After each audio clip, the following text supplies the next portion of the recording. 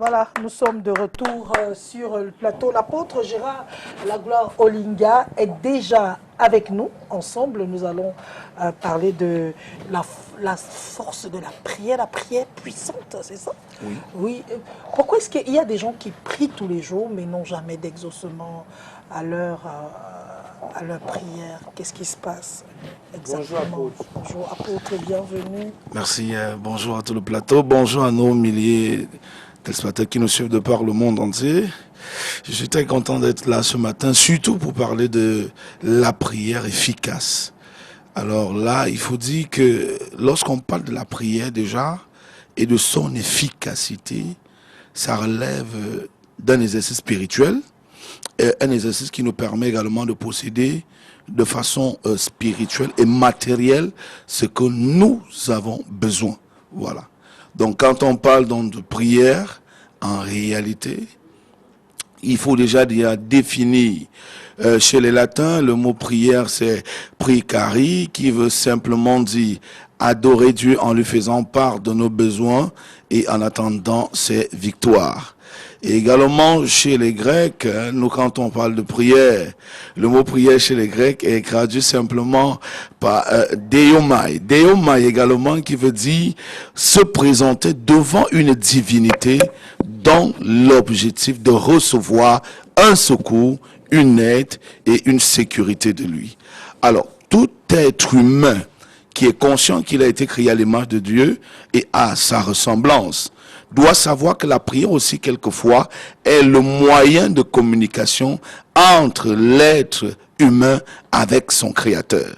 Quand vous avez besoin d'entrer en communion avec Dieu, en contact avec Dieu, parfois nous passons par la prière. Cette prière, donc, c'est quoi?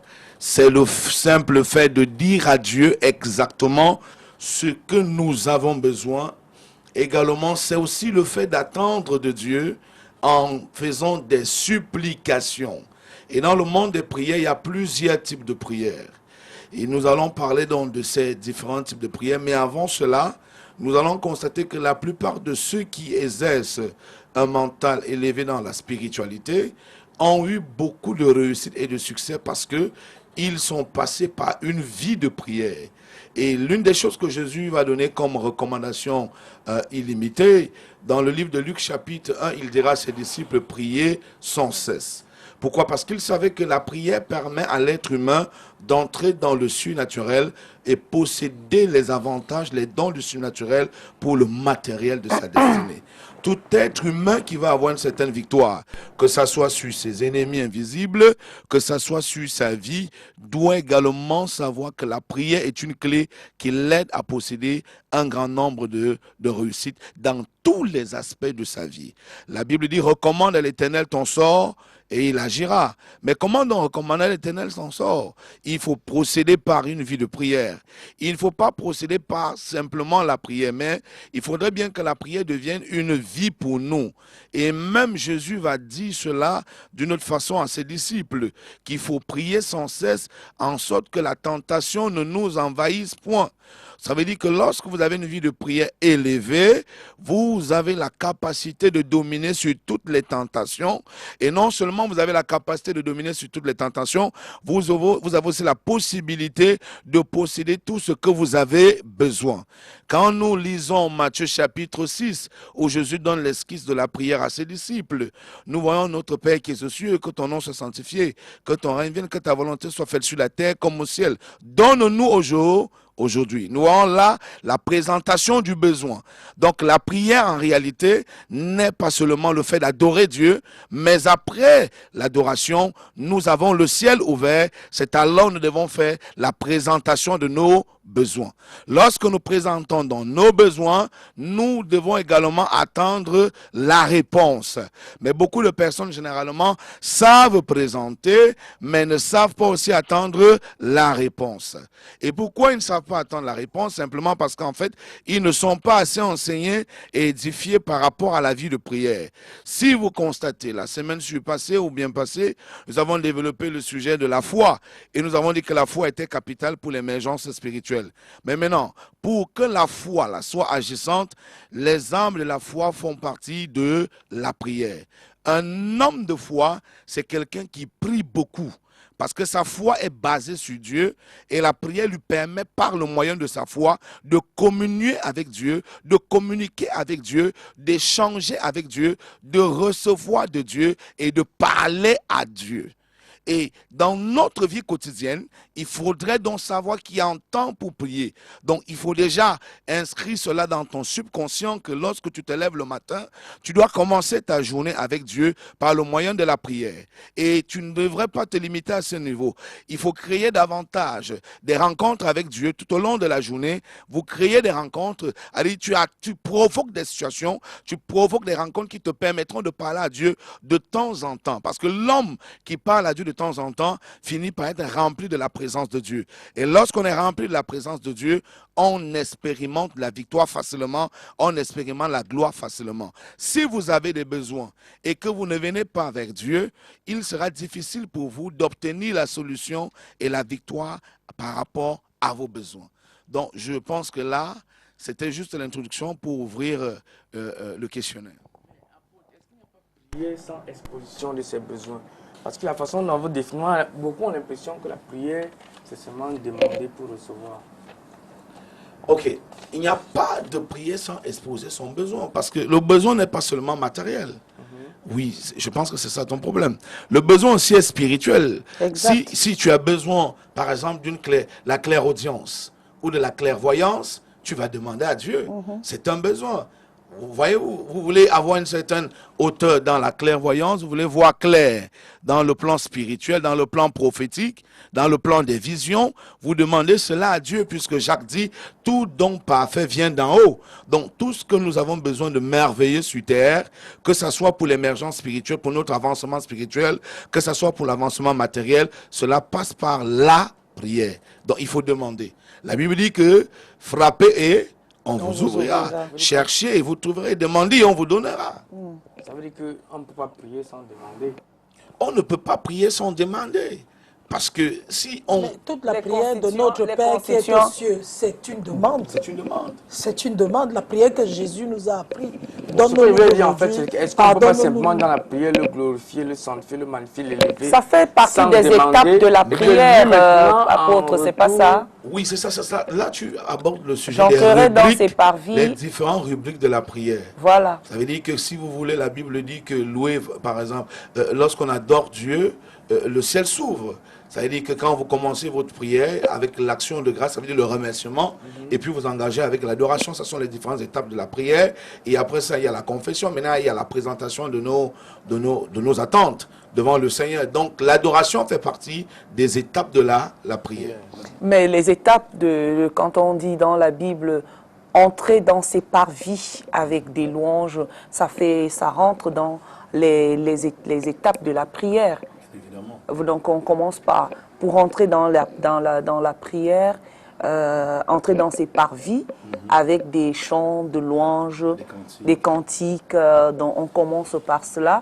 Et puis, voilà, on est sanctifié, on demande pardon parce qu'il faudrait qu'on soit propre devant le Seigneur.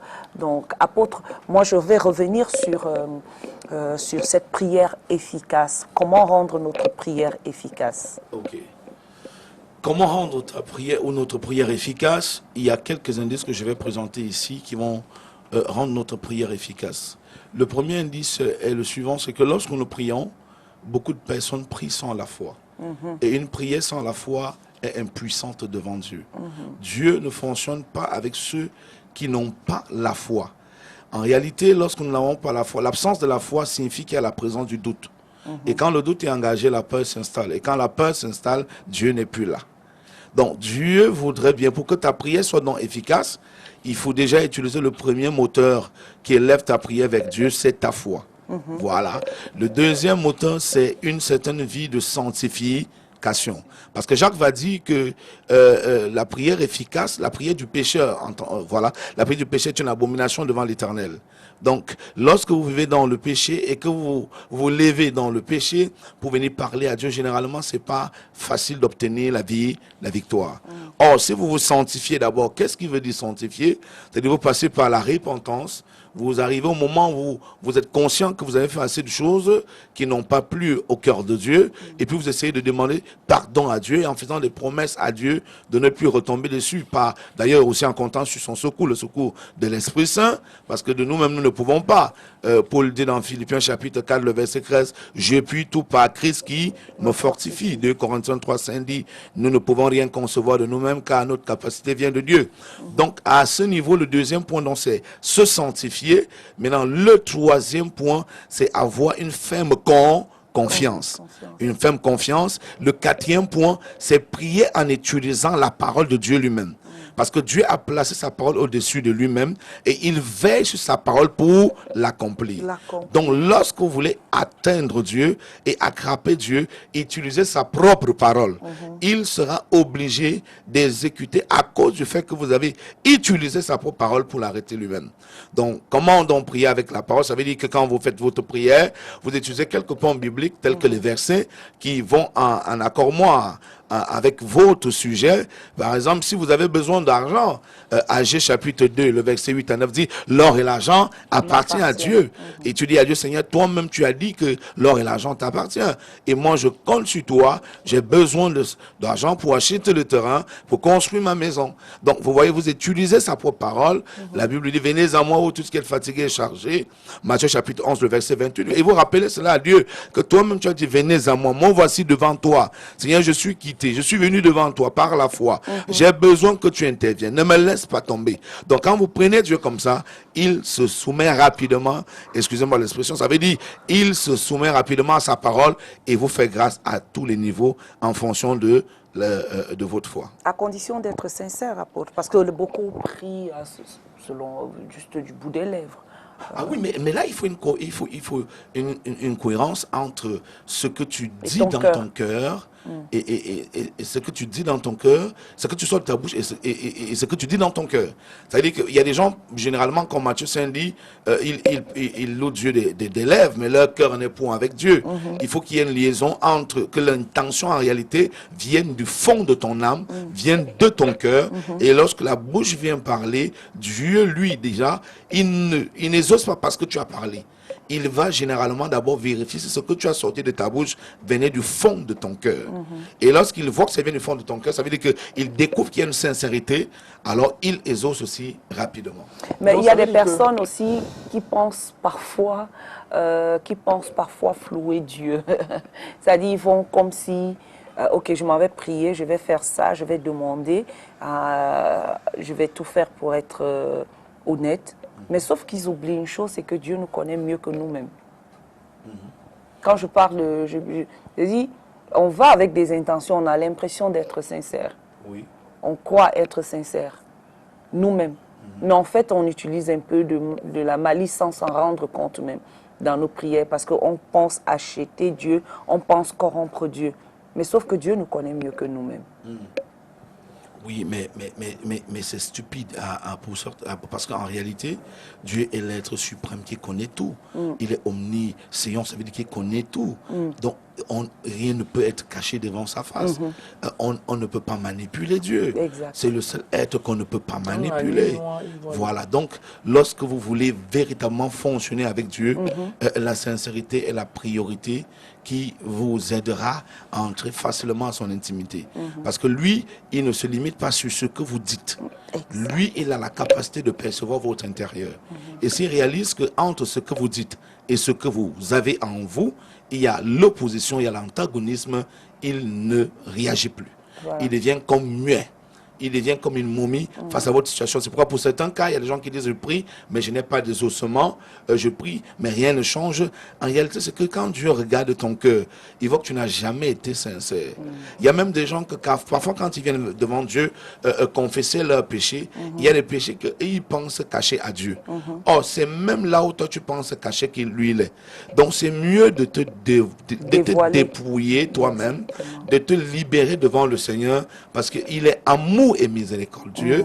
Alors tu t'ouvres totalement à lui, tu lui fais part de ton iniquité en lui demandant sincèrement pardon. Et la Bible dit que si nous confessons nos péchés, il est fidèle et juste de nous pardonner. Et autre chose, il faut dire, on n'achète pas Dieu. Parce que lui, il est le Père des esprits, il est le fondateur de tous. La Bible dit dans le Psaume 24, le verset 1, à l'Éternel appartient la terre et tout ce qu'elle renferme. Donc Dieu a tout et c'est lui qui est le créateur de toutes choses. Alors, on ne peut pas acheter Dieu. Ça veut dire qu'il y a des gens qui pensent qu'ils peuvent rester dans leur péché, mais veulent manipuler Dieu avec leurs biens. Dieu n'est pas le pasteur, Dieu n'est pas le prêtre.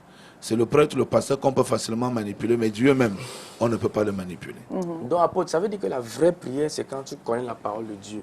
Si je veux bien comprendre.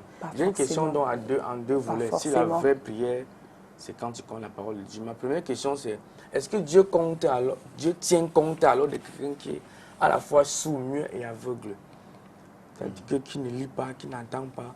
Le deuxième volet, j'ai cru entendre dire que le diable connaît la parole de Dieu mieux que quiconque. Bien sûr. Est-ce que ça veut dire qu'on dit que le diable prie mieux que nous tous là? Non, le diable a la connaissance de la parole de Dieu. Pourquoi? Parce que pour combattre le royaume des cieux, il faut maîtriser les technicités et les planifications de Dieu. C'est-à-dire que si ton ennemi veut bien te maîtriser, veut te détruire, il doit bien maîtriser ton fonctionnement. Généralement, lorsque les bandits, les braqueurs veulent intervenir dans une pièce ou bien dans un secteur, ils étudient d'abord l'endroit. Et parfois, il y a la stratégie des lieux et il y a également les alliances. Il y a quelqu'un certainement dans l'environnement là. Donc, quand on dit que le diable est dans l'obligation de connaître la parole, pourquoi lorsqu'il veut séduire le peuple de Dieu, les enfants de Dieu, il sait bien que les enfants de Dieu sont amoureux de la parole de Dieu. Donc, il va utiliser quelques pans de la parole de Dieu pour séduire cela, parce qu'il sait que c'est la part que plusieurs personnes aiment. Donc, c'est la raison pourquoi il est... Tu te souviens bien lorsqu'il y a eu un challenge entre Jésus et le diable pendant les 40 jours de jeûne de Jésus, dans Luc chapitre 4. La Bible est claire et nette que Satan aussi a utilisé la parole, mais Jésus aussi a utilisé la parole. Mais sauf que Satan utilise la parole, mais il n'a pas l'esprit de la parole. Exact. Voilà. Il y a donc la différence entre celui qui... Tout le monde peut utiliser la parole, mais il y a une différence entre la parole et l'esprit de la parole. Donc, si tu utilises seulement la parole pour séduire les gens, pour une quelconque ruse, il y a des gens que tu pourras séduire, des bébés spirituels, mais d'autres également qui ont une certaine maturité, tu ne pourras jamais les séduire. Voilà. Donc, Satan ne peut non même pas prier, et même s'il prie, ça dépend. Je ne suis pas sûr que Dieu va les exaucer. Il ne peut pas prier parce qu'il ne va pas signer au nom de Jésus-Christ. Parce que pour qu'il prie, il faut d'abord qu'il se repente. Oui. Mais il n'est même pas prêt à se repentir. Voilà. Mais apparemment, c'est le premier accusateur de l'homme devant Dieu. C'est normal. Mais oui, parce qu'en fait, il est à la conquête. Il est à la conquête des âmes. Donc lui, il sait que le péché, selon la lecture qu'il a de la Bible, la lecture limitée d'ailleurs, la lecture primaire, il sait que l'homme qui pêche est déjà séparé de Dieu. Donc, comme tu es séparé de Dieu, à cause de ton péché selon son entendement, alors lui, il va donc chercher à devenir un accusateur. La Bible parle d'Apocalypse, l'accusateur des frères et des sœurs, celui qui nous accuse jour et nuit, dans l'intention de pousser Dieu à nous rejeter totalement. Or, avec Dieu, il y a ce qu'on appelle la miséricorde. Il y a ce qu'on appelle la grâce. Donc même lorsque quelqu'un est tombé et que Satan veut s'accrocher dessus pour condamner la personne, dès le moment où la personne se repent, la grâce de Dieu rachète la personne et elle est justifiée et le diable ne peut plus l'atteindre pour l'accuser. Et pour le premier volet de la question, quand j'ai demandé à quelqu'un qui est sourd-muet, parce qu'il y a aussi même nos mamans qui ne lisent pas, mais quand elles se mettent à genoux, elles parlent seulement, elles parlent quelques mots. Ce n'est pas de prières. Est-ce que c'est des prières qui ne sont pas fortes parce qu'elles ne connaissent pas? C'est des prières qui sont exaucées, mais il y a niveau et niveau et niveau. Dieu est amour et Dieu gère chacun en fonction du niveau, la connaissance que la personne a de lui. Donc, c'est ça la miséricorde, c'est ça le pouvoir de la miséricorde. Donc, la vieille maman qui n'a pas lu la Bible, qui ne connaît pas s'appuyer sur il est écrit, a quand même une certaine confiance qu'elle a développée depuis des années vis-à-vis de Dieu. Voilà. Et c'est cette confiance qui intéresse Dieu dans ce contexte-là. Et Dieu fait grâce à la maman. Amen. Alors, comment on n'a pas besoin aussi forcément de répéter les paroles mot à mot en disant Habakkuk, Malachi. On peut aussi tout simplement dire que tout le monde a entendu un truc concernant la parole de Dieu. Quelque part, Seigneur, tu as dit dans ta parole que tu n'es pas obligé de citer qu'il est écrit Paul dit que non. Tu peux aussi paraphraser une chose qu'il a voulu dire et le prendre en mot. Tout ça se retrouve dans la Bible, même si tu n'as pas lu. Il y a les gens qui ne connaissent pas les versets mot à mot, mais qui te disent, Seigneur, tu as dit dans ta parole que cherchez d'abord le royaume des cieux et tout vous sera. Seigneur, je t'ai cherché, regarde ce que je fais de toi. Donne-moi, puisque tu l'as dit. Mais pas forcément, il ne te dira pas que c'est proverbe tel ou bien c'est psaume tel, par exemple. Mais c'est même vrai, déjà, il faut savoir que c'est des études poussées plus tard qui vont amener cette histoire de chapitres. Quand les apôtres même ont écrit, il n'y avait pas encore les chapitres et les versets. Voilà, donc le plus important n'est pas la référence, mais c'est de rappeler quand même une seule petite parole que Dieu a dite. Voilà. Oui, justement, quand on parle de... Tout à l'heure, vous avez parlé vous avez dit qu'il faut avoir une prière avec la foi. Il faut avoir la foi quand on prie. Mais malheureusement, il y a des personnes qui n'ont pas de foi. Mais comment faire donc pour croire en ta prière? Je ne sais pas. Parce que on dit qu'il faut douter de ses doutes. Parfois, tu fais une prière, tu dis, Seigneur, j'ai besoin de ci. J'ai besoin que tu fasses ceci dans mon ministère. Je veux que tu fasses ça dans ma vie. Et après, ou parfois même quand tu es dans un combat,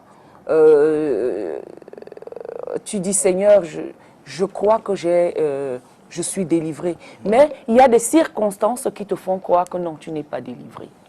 Oui. Pourtant, tu as prié. Oui. Le problème, c'est toujours parce que les gens ne savent pas, les gens entendent parler de la foi, mais ne savent pas fonctionner avec la foi. Voilà. Parce que lorsque vous avez déjà prié, je l'ai dit il y a quelques semaines ici, si vous avez déjà dit à Dieu, avec une fermeté, une confiance sereine, que Seigneur, je sais que mes ennemis sont nombreux, mais je te prie de me protéger. Moi voici qui va effectuer ce voyage, veille sur mon départ et sur mon arrivée. Alors, même si vous finissez votre prière et puis vous vous levez au nom de Jésus, vous partez, vous entrez dans notre voiture. Si en chemin il y a panne, si en chemin vous risquez un accident, ne vous inquiétez pas. Restez dans le contexte de votre prière. Seigneur, je sais que toi tu es là. Je sais que tu as écouté ma prière. Je sais que tu veilles sur moi. Parce que le problème, c'est que quelqu'un peut demander un truc à Dieu là maintenant là. Mais 5 minutes après, à cause d'une persécution, à cause des attaques, il renonce à sa propre prière. Et dans ce cas, il n'y aura pas de victoire. Donc, il n'y a pas de prière exaucée sans la foi. Donc, et la foi, c'est quelque chose qui doit vivre en vous de façon permanente. Ce n'est pas de façon périodique, mais c'est de façon permanente. Si de la même manière votre cœur bat de façon permanente, votre foi aussi doit battre de façon permanente. Donc, quand vous avez opté marcher dans la foi, demeurez dans la foi, comme Paul a dit, j'ai combattu le bon combat de la foi, j'ai achevé le combat. Donc, il ne faut pas commencer avec la foi pour arrêter à un moment donné. C'est vrai que le diable va toujours multiplier les stratagèmes pour essayer de vous effrayer, en sorte que vous puissiez abandonner le mode opérationnel de la foi et que vous revenez dans la peur. Et là, il sait que quand il y a la peur, il peut bien vous avaler. Donc, le challenge en vous, c'est de ne jamais céder aux manipulations effrayantes de Satan. Même si vous voyez quoi, sachez que Dieu est là quand vous avez confié votre vie à Dieu.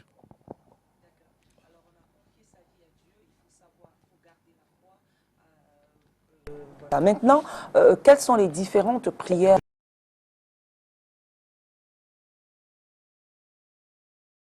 Je voulais également ajouter un truc. C'est que beaucoup de personnes prient mais sans signer leur prière. Voilà. Il y a des gens qui agressent leur prière à Dieu et qui finissent comme ça là. Seigneur, ô éternel mon Dieu, j'ai besoin, Seigneur, que tu m'accordes la prospérité, Amen. Que tu m'accordes la paix. Merci Seigneur. Amen. Amen. Non, vous n'avez pas prié parce que la véritable prière commence par le Père. On s'agresse au Père, mais on clôture notre prière au nom de Jésus. suprême de Jésus-Christ. Parce que c'est lui qui est mort sur la croix et qui a reçu le troisième jour. Et c'est lui qui a reçu un nom qui est au-dessus de tout nom. La Bible dit, dans les cieux, un nom qui est au-dessus de tous les noms. Dans les cieux, sur la terre et sous la terre. Donc quand vous dites au nom suprême de Jésus-Christ, Dieu exauce rapidement à votre prière. Parce qu'en fait, il y a deux choses en réalité. Donc quand vous élevez à votre prière à Dieu, c'est que en dehors du fait que vous priez sur la base de la foi, mais votre foi a besoin d'un cachet. Et le cachet là, c'est le nom de Jésus-Christ. Donc, on n'agresse pas la demande à Jésus-Christ, à Jésus. On agresse une demande au Dieu, le Père.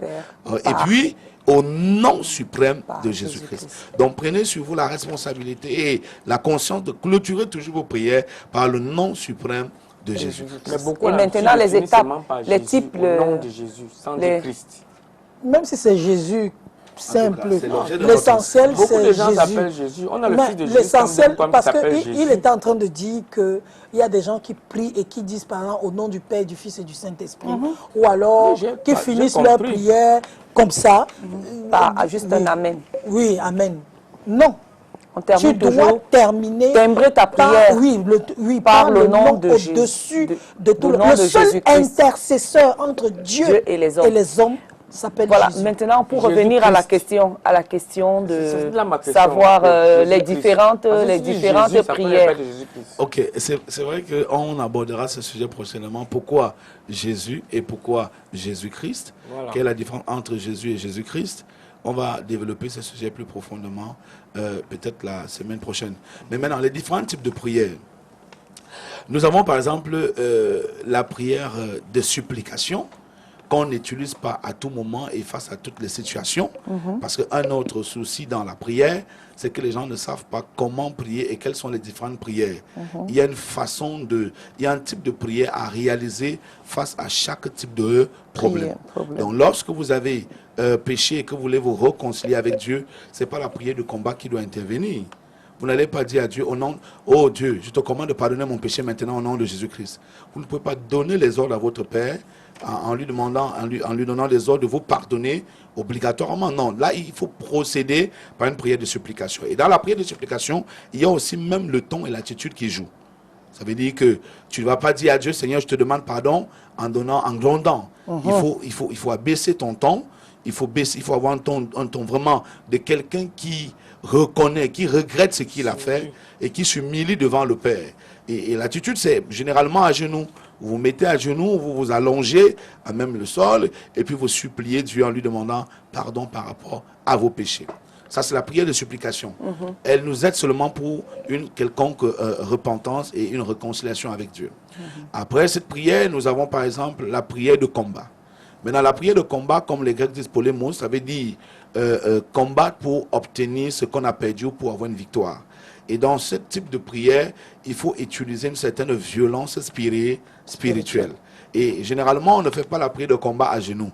On fait la prière de combat debout. Et quand on fait la prière de combat, on étudie aussi les versets liés au combat spirituel. Par exemple, Matthieu chapitre 10, le verset 1, tu nous as donné le pouvoir de chasser tout esprit impur et de guérir toute maladie. Luc chapitre 10, le verset 19, j'ai reçu le pouvoir de marcher sur les scorpions, les serpents et sur toute la puissance de l'ennemi. Rien de mal ne pourra me nuire. Et quand vous faites dans le combat spirituel, vous avez des armes. Et il y a des armes offensives et des armes défensives. Et les armes là, c'est quoi? C'est toujours la parole. Mais sauf que vous pouvez transposer tout ce que vous connaissez comme arme dans le plan physique, transposer ça dans le plan spirituel. Je bombarde, j'envoie le feu, je libère, je relâche le feu. Et Jérémie nous a donné quelques exemples dans le combat spirituel. Dans Jérémie chapitre 1, il dit... avant que tu sois dans le sein de ta mère, je t'avais choisi et établi comme prophète des nations pour abattre quoi nos ennemis, pour détruire quoi les hôtels qui parlent contre nous, ruiner quoi les fondations maléfiques qui parlaient contre nous. Donc voilà les thèmes que vous pouvez utiliser dans le combat spirituel. Et de l'autre côté, vous avez également le pouvoir d'arracher. Parce que dans le combat spirituel, quand tu tétanises ton ennemi, tu dois récupérer ce qui t'a volé. La Bible dit dans Jean 10 que le voleur ne vient que pour dérober, détruire, égorger. Voilà les trois missions de Satan. C'est-à-dire, il vient d'abord, premièrement, pour voler ce qui est précieux dans ta vie. S'il se rend compte que même ayant pris tes étoiles, ton intelligence, tes diplômes, ton travail, ton mariage est bloqué, tu continues quand même à vivre un peu, il revient donc pour la deuxième fois t'infliger des maladies graves. Et c'est ça qu'on appelle détruire dans ce contexte. Si jusqu'à ce niveau-là, il voit que tu es toujours un peu épanoui, il vient donc pour t'égorger. Donc le combat spirituel, c'est de ça qu'il est question, combattre nos ennemis par la parole de Dieu. Maintenant, nous avons un troisième type de prière. Nous avons la prière en langue. Ça, c'est une autre dimension plus élevée. La glossolalie. Ça, c'est une autre dimension. Ça, c'est la prière vraiment des anges. Ça veut dire vous parlez des langues de l'esprit. Vous parlez des langues que les hommes ne parlent pas parce qu'il y a la prière en langue et il y a le parler en langue. Et beaucoup de gens confondent cette chose-là. Le parler en langue, c'est quoi? C'est que tu arrives quelque part où tu n'as pas la culture linguistique de cet environnement. Par exemple, tu es étonné et tu te retrouves au milieu des Bassa et puis tu commences à parler le Bassa comme si tu avais appris le Bassa. Ça, c'est le parler en langue. Maintenant, la prière en langue, c'est autre chose. C'est hautement spirituel. C'est un don et donné par le Saint-Esprit qui te donne une capacité de parler une langue que seul Dieu entend. Voilà. Et lorsque nous prions en langue, dans la prière en langue, il y a le chant en langue, il y a l'interprétation en langue. C'est très profond ce cours-là. Donc la prière en langue, c'est une prière très forte, que lorsque vous faites ça, ça déplace les montagnes. Mais pour y arriver, il faut avoir d'abord le baptême du Saint-Esprit et ensuite le dépôt de ce don, qui est le don de la prière en langue. Maintenant, nous avons également un autre type de prière, les prières prophétiques ou les prières de déclaration. Les prières de déclaration fonctionnent avec un niveau de foi élevé, en s'identifiant à la place de Christ. Ça veut dire, comme Dieu a dit, avant qu'Abraham ne fût, moi je suis. Donc là, tu vas dans la dynamique où tu es. Alors tu déclares, je suis béni, je suis la tête, je suis en haut, je suis, pourquoi? Parce que je suis vit en toi et je suis là, c'est Dieu. Donc si je suis là est Dieu et qu'il vit en toi, tu procèdes donc par cette déclaration-là. Et tout ce que tu déclares avec foi finit toujours par se réaliser dans ta propre vie. Nous avons un autre type de prière. Nous avons la prière en pensée. Beaucoup de gens ne savent pas que quelqu'un peut prier en pensée. Donc, il ne sort pas de mots, mais il est calme, mais au-dedans de lui, il élève des intentions à Dieu et ça marche. Donc, à ce niveau, je préfère arrêter là. Voilà les différents types de prières. Oui, ça c'est un autre niveau plus élevé en pensée. Non, je comprends, non, je n'ai pas besoin. Non, je dis, je suis en train d'expliquer. Donc, prier en pensée. Tu peux me mettre au milieu des gens, oui, dans une situation bizarre, et tu pries dans ton cœur sans même bouger les lèvres. Mais bien sûr, ça se fait, non? Parfois, tu rentres même chez toi fatigué, tu te couches dans ton lit. Moi, je suis une championne de ça. Oui, tu pries dans ton cœur avant de t'endormir. Moi, j'ai une question. Moi, je suis une championne à longueur de journée. Là viennent vers la fin. J'ai une question là. Ma première question, en fait, c'est que pour quelqu'un qui est accro du sexe, qui fornique, voilà, mais qui prie, est-ce que Dieu exauce ses prières? Jamais. C'est-à-dire, il prie vraiment, lit la Bible, mais c'est un accro du sexe. Okay. On ne va pas à pas. Il les exauce, malheureusement. Bon, ce que je vais dire à ce niveau, certains diront que jamais il ne peut pas exaucer. Il l'exauce. Il exauce. Pourquoi? Parce que il y a des niveaux et des niveaux. C'est ça. Il y a des niveaux et des niveaux. Celui qui a un problème, ça veut dire que son problème d'impudicité là, c'est un esprit qui est derrière. C'est un démon qui est derrière. Ça veut dire que ce n'est pas quelque chose qu'il fait de façon volontaire. Il est manipulé par des forces maléfiques. Alors, Dieu même est conscient que celui-là est captif. Voilà. Maintenant, deuxième chose, quand il prie et que dans son âme, il est sérieux et sincère, il supplie Dieu, il prend une position chrétienne, il parle bien à Dieu, Dieu va exaucer pour trois raisons. Premièrement, ça dépend. Dieu peut exaucer pour lui montrer qu'il est amour, que lui, il ne peut pas l'abandonner. Tu comprends un peu? Parce que Dieu ne veut pas la mort du pécheur, mais Dieu veut que le pécheur se repente. Donc, lorsque le pécheur va donc constater que, mais, malgré le fait que je fais des dégâts, je pêche beaucoup, mais Dieu m'exauce, ça veut dire que Dieu m'aime énormément. Ceci peut l'amener lui-même à comprendre que s'il a prié pour avoir le travail, Dieu a exaucé dans son état de péché, il doit être conscient qu'il doit commencer à prier pour demander sa délivrance à Dieu. Voilà. Et parfois, Dieu aussi fait des choses, pas par rapport à la personne qui prie, mais par rapport à la gloire qu'il attend. C'est-à-dire que quelqu'un peut être dans une position de péché, il prie Dieu par rapport à quelqu'un, il prie Dieu par rapport à lui-même. Dieu exauce simplement parce que Dieu veut que toute la gloire lui revienne. Voilà. Il est un Dieu jaloux. Bon, il y a trois choses Ça plaît à tout le monde, à tous les pécheurs qui sont en train de nous regarder. Ça plaît. Non, mais sauf qu'avant de prier, comme l'apôtre a dit, comme l'apôtre a dit, avant de prier, tu peux d'abord laver. C'est une vérité difficile à accepter, mais c'est une vérité. Mais ce n'est pas une histoire de que ça plaît. Quelque chose qui m'a plu. Quelqu'un ne peut pas aller délibérément faire et puis il passe comme ça. Dieu va comprendre qu'il est captif. Nous tous, nous sommes pécheurs. C'est ce que vous êtes en train de dire. Nous tous, nous sommes pécheurs. Les gens, donc, il dit c'est vrai. C'est la vérité. Il n'est pas pour noyer la vérité. Le problème avec l'Église, c'est qu'on a beaucoup caché, beaucoup de vérités bibliques. Oui. Et ça fait que les gens continuent à vivre dans l'ignorance. Regardons quelqu'un comme David. En tout cas, je n'ai pas envie de prendre cette... Regardons quelqu'un comme David. Dieu appelle David l'homme selon mon cœur. Mais vous-même, vous pouvez évaluer le niveau d'iniquité que cet homme faisait. Le niveau de péché. Il est même allé à prendre la femme d'eux.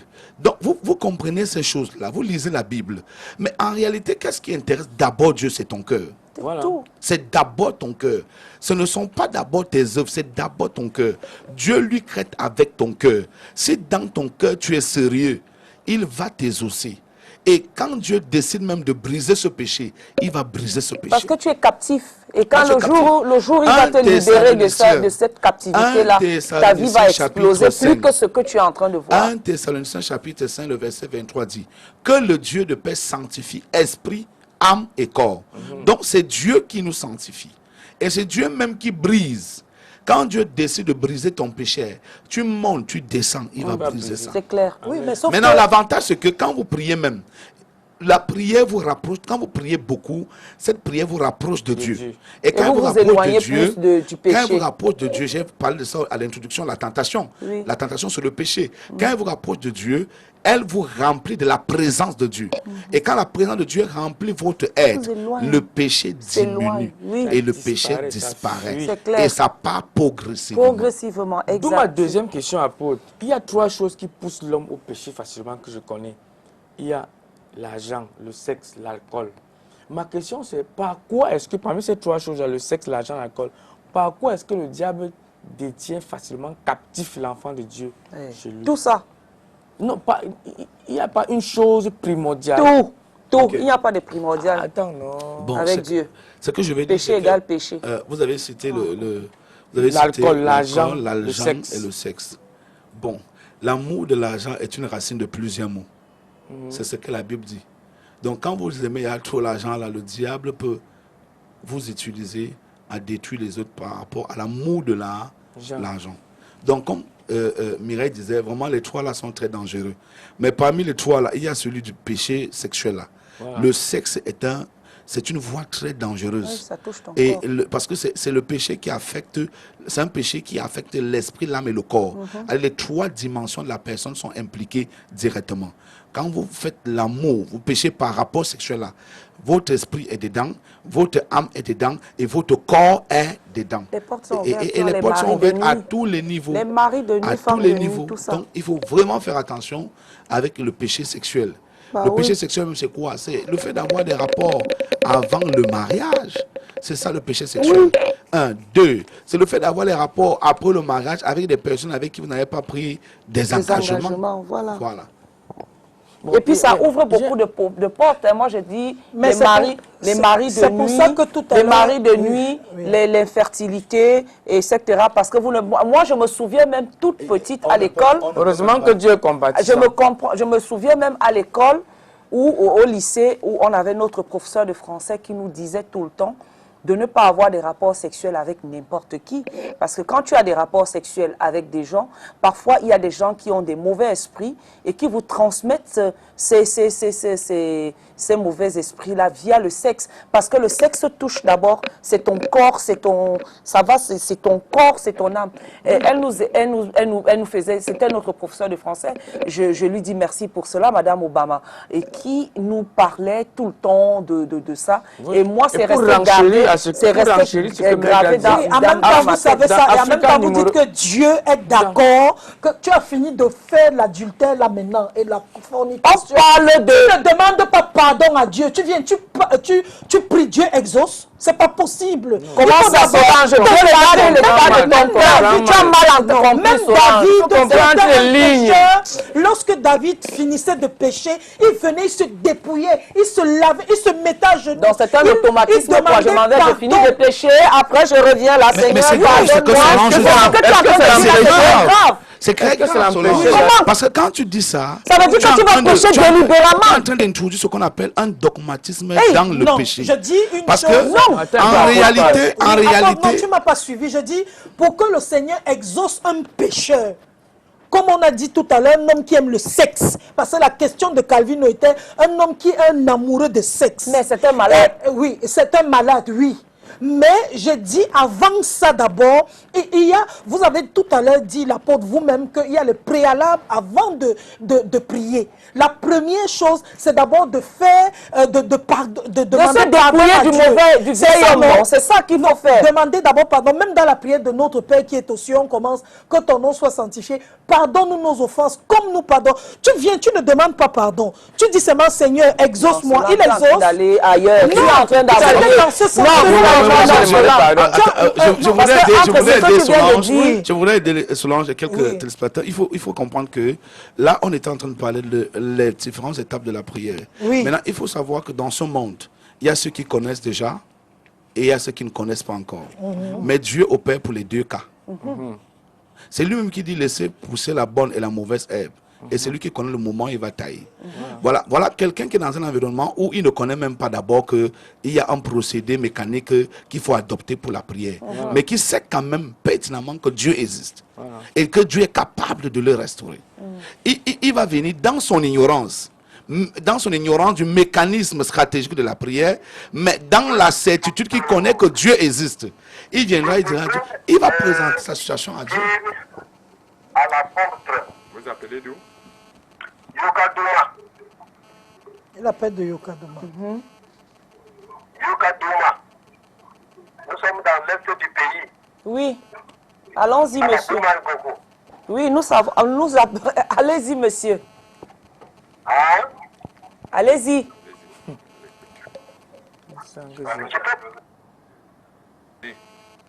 Voilà. Voilà.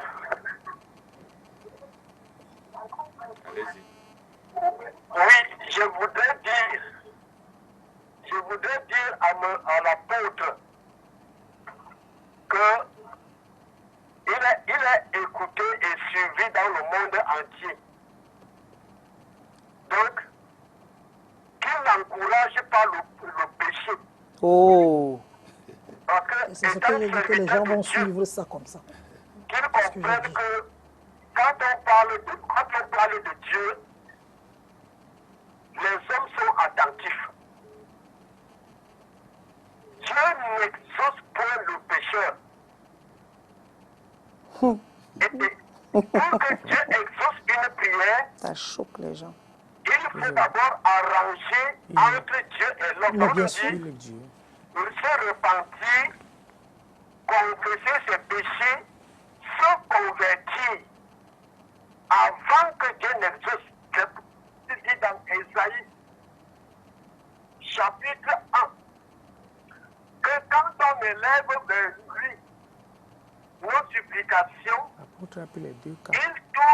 tourne vers nous ses regards. Parce que nos mains sont souillées de sang. Et nos lèvres profèrent le mensonge. Ésaïe 59, il faut lire de 1 à 3. N'embrouillez pas de gens avec des doctrines qui encouragent le péché. Dieu n'exauce pas les pécheurs. Ok, merci. Ok, merci. L'apôtre vous répond. Ok. Le pécheur, c'est qui? Le pécheur, c'est qui? C'est écrit dans la Bible, Dieu n'exauce pas. Dieu n'exauce pas le pécheur. Et le pécheur, c'est qui? On a beaucoup de... Apôtre, pas un pasteur. Apôtre dit aux gens. Monsieur, on vous répond, l'apôtre vous répond, et il vous a suivi parfaitement. Permettez qu'il vous réponde, s'il vous plaît. Permettez que l'apôtre vous réponde. Apôtre, allez-y. Ok, merci. Que les gens essayent d'être brefs, parce qu'on a besoin de beaucoup de coups de fil. Alors, il faut dire que les gens n'ont pas peut-être bien compris. Nous avons deux cas dans le monde entier. On a ceux qui sont déjà en Christ et qui doivent marcher selon il est écrit à 100%, parce qu'ils connaissent la vérité. Maintenant, il y a ceux qui ne sont pas encore dans le Seigneur. Est-ce que c'est parce que quelqu'un qui n'est pas encore dans le Seigneur pêche que Dieu ne peut jamais faire un miracle dans sa vie? Pêche que Dieu ne peut jamais les exaucer. C'est qui n'est donc plus Dieu.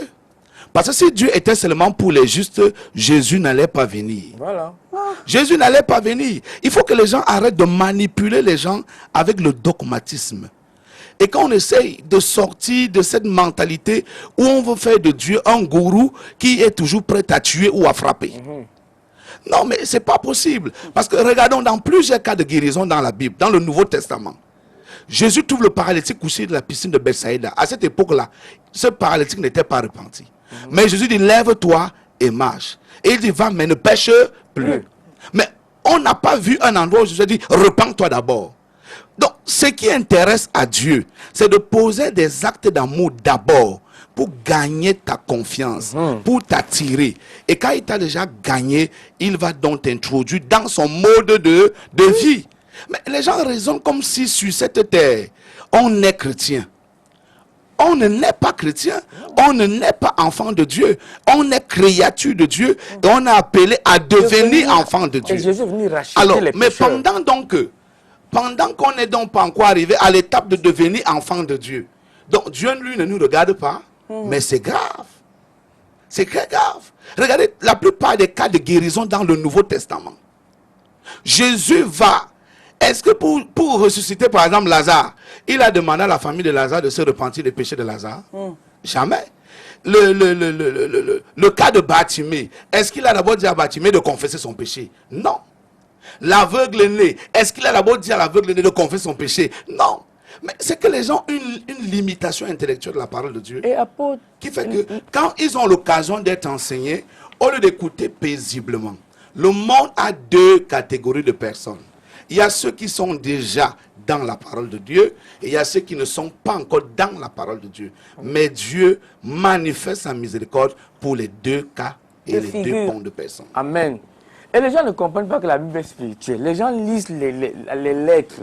C'est pour ça qu'ils interprètent comme ils interprètent. En fait, ma dernière question, les trois voulaient là. Il y a des gens, ma dernière question, j'ai suivi un jour un pasteur qui prêchait, il disait que lorsque même le sorcier vient à l'église voler les étoiles. Et du coup, ça m'a amené à penser que mais comment un pasteur peut dire que le sorcier entre à l'église quand même, il vole les étoiles, il vole les étoiles, il vole les étoiles de ceux qui sont là. Est-ce que ce n'est pas, c'est pas une faiblesse du pasteur qu'un sorcier entre dans son église venir voler les étoiles? Est-ce qu'il n'y a pas une possibilité de ce pasteur de prier pour empêcher ces sorciers de venir voler les étoiles Non, mais le pasteur a dit des gens comme nous, comme ça là. Hein? La Bible dit dans le livre de Job, partout il y a les enfants de Dieu, même le diable s'y envoie les cieux. Et Paul dit dans Ephésiens chapitre 6, le verset 12, il dit, nous n'avons pas à combattre contre le sang et contre la chair, mais contre les principautés, les dominations, contre les esprits méchants dans les lieux célestes en Christ. Quand on dit les esprits méchants dans les lieux célestes en Christ, les lieux célestes en Christ, ce sont les églises. C'est tous les endroits où on invoque le nom de Dieu. Donc dans ces milieux-là, il y a aussi des personnes qui viennent soit pour chercher la délivrance, mais cependant ils sont animés de certains démons de sorcellerie. Ils ne sont pas encore délivrés. Mais il vient là, il attend sa délivrance. Pendant qu'il est assis dans l'église, son démon ne veut pas qu'il reste calme. Son démon commence à cibler les personnes qui sont dans la même église, mais qui n'ont pas une relation vraie avec Dieu. Et le démon peut donc localiser ces personnes-là. Ok. Apôtre, je crois que nous sommes à la fin de l'émission. Apôtre, qu'est-ce qu'on se dit donc Ok. en conclusion? En conclusion, tout le monde doit savoir que prier est une nécessité. Prier, c'est de l'urgence. Lorsque nous prions, nous ne devons pas prier une seule fois, mais prions sans cesse. Prier sans cesse veut dire faire de la prière ta vie. Plus tu pries, plus la présence de Dieu te remplit et le péché s'éloigne de toi. Vous devez également retenir que dans ce monde, vous qui avez déjà cru, vous qui avez déjà donné votre vie à Christ, ayez de l'amour et de la miséricorde pour ceux qui n'ont pas encore eu la même grâce. Paul dit, et même Jacques le dit, n'oubliez pas qu'autrefois nous étions comme eux.